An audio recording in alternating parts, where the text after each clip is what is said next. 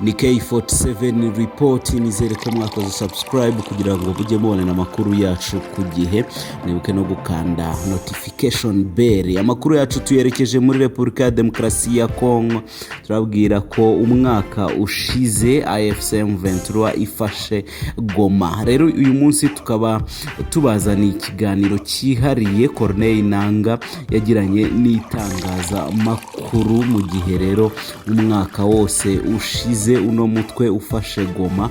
Ni kimwe rero mu bikorwa byakangaranyije isi, bikagaragaza uburyo uyu mutwe wari umaze igihe kinini utakambira amahanga usaba ko uburenganzira bwabo bwakubahirizwa nk'abanyekongo. Umuhuzabikorwa wa AFC M23 rero Corneille Nangaa ku wa mbere tariki ya 26 Mutarama 2025 yagiranye ikiganiro n'itangazamakuru kigaruka ku bikorwa byabaye muri uwo mwaka wose. Ni ikiganiro rero cyabereye i Goma, asobanura ibyakozwe mu ngeri zitandukanye, anavuga ko urugamba rugikomeje kugeza igihe uburenganzira bw'abaturage ba Kongo buzubahirizwa.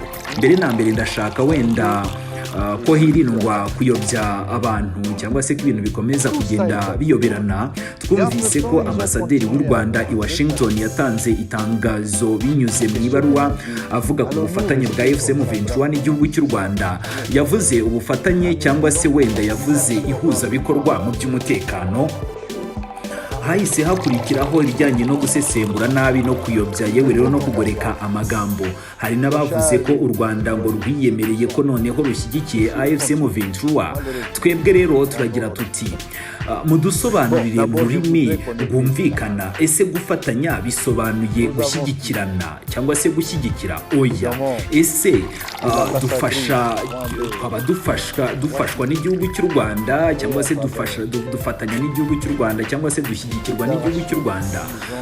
Ndabyemeza hano twebwe turafatanya, kandi ntidufatanya n'u Rwanda gusa, ahubwo turafatanya n'abandi benshi cyane. Reka wenda ngewe nk'urugero, dufite inyungu ihuriweho n'igihugu cy'u Rwanda ku kibazo cy'umutekano gishingiye ku bajenosideri bo muri FDLR. FDLR ni umutwe ugamije guhungabanya ubutegetsi bw'i Kigali. Bari hano muri Repubulika Iharanira Demokarasi ya Kongo kandi barica abaturage bacu, bagateza umutekano muke muri Repubulika Iharanira Demokarasi ya Kongo. Iyi rero ni inyungu ihuriweho kuba twabasenya cyangwa se kubarandura mu buryo bwa burundu. Kurandura uyu mutwe muri birareba u Rwanda natwe, kuko twese byatugiraho inyungu. Ese umubare w'abarwanyi ba FDLR tumaze gufata kuva aho dufatiye umujyi wa Goma ni bangahe? Ni benshi, kandi bose twagiye tubashyikiriza u Rwanda cyangwa se twagiye twemeza ko basubizwa mu gihugu cy'u Rwanda. Ibyo rero ni ubufatanye. Ikintu kindi abantu bagomba kumenya, turahurira ku mipaka imwe n'igihugu cy'u Rwanda. Hari Petite Barriere ndetse na Grande Barriere. Hari i Bukavu, hari umupaka wa Cyangugu mu bice bya Bugarama, ndetse no ku rundi ruhande hari indi mipaka myinshi tugiye duhuriyeho. Ese mwaba muzi umubare w'abantu, abanyekongo n'abanyarwanda ndetse n'abanyamahanga bambuka cyangwa se wenda bakora ingendo za buri munsi kuri iyo mipaka? Bararenga 40,000 ku munsi.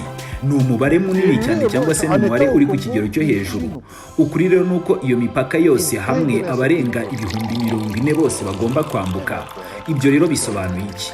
Bisobanuye ko buri mupaka hari abakozi bashinzwe abinjira n'abasohoka cyangwa se immigration. Hari ab'u Rwanda ku ruhande rw'u Rwanda, ndetse hari n'abacu ku ruhande rwa Repubulika Iharanira Demokarasi ya Kongo cyangwa se ku bice tugenzura. Ibyo rero navuga ko dufatanya, ariko ntabwo dushyigikirwa.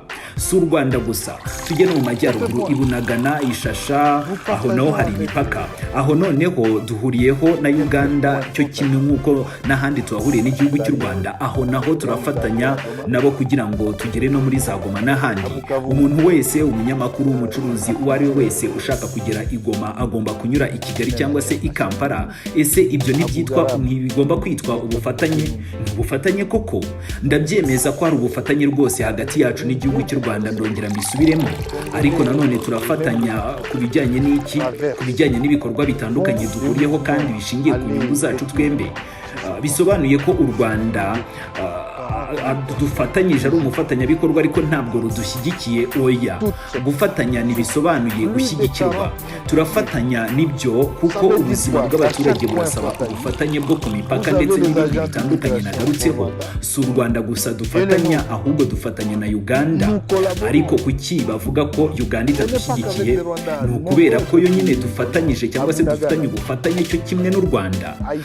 Nta kindi rero dushaka uretse kubohora Repubulika Iharanira Demokarasi ya Kongo, kandi rwose uyu mwaka mushya wa 2026 twarabivuze ko ari umwaka w'intsinzi. Tuzongera duhurira ahangaha kuri Noheli itaha, kandi tuzongera tugirane ikiganiro, muzareba aho tuzaba tugeze icyo gihe. Kampala. Doit-on dire que ce n'est pas la collaboration? C'en est une. Je confirme qu'il y a la collaboration.